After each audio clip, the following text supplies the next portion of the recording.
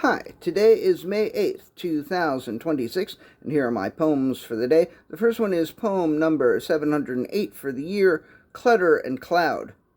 A detail of June Leaf's figures, 2012 to 2015, a chalk and acrylic work on paper on tin, had me agog at its swirling globs of white, its ethereal background, and its imposing wall-like structure that curtains off a portion of the left side of the frame.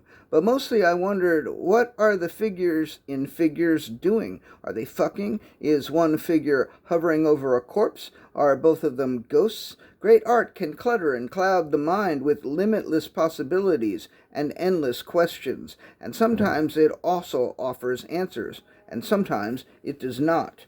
Poem number 709, June Leaf. Removed from New York City, the artist felt overwhelmed by the excruciating silence and the oppressive desolation of Cape Breton Island's west coast. After receiving a microbiology textbook, she bought 2 microscopes and began to look deeply into the world of the small, and in this way she mitigated the tyrannical effects of the Nova Scotia landscape.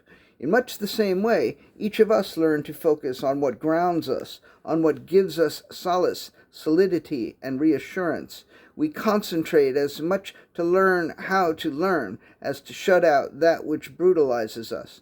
I might change the name of that one to concentration, or June Leaf or concentration, maybe. Yeah, that makes sense.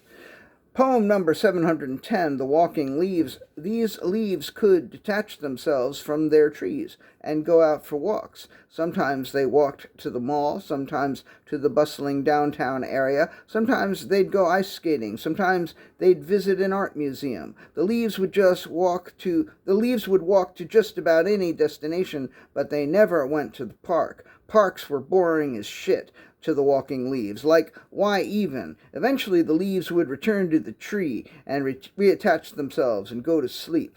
Walking was an exhausting activity, even for the walking leaves.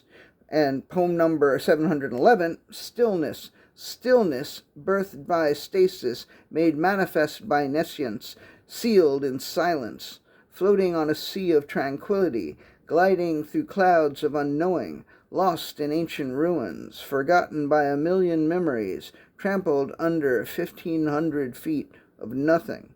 And the last poem of the day, poem number 712, The Terrible Possibility. It began with an inclination to commune with every being and everything he encountered. The desire deepened until it became an orgiastic chasm of need. The need to be subsumed consumed him, but never completely enough to eradicate him completely. And so his thirst to annihilate his individuality remained unslaked.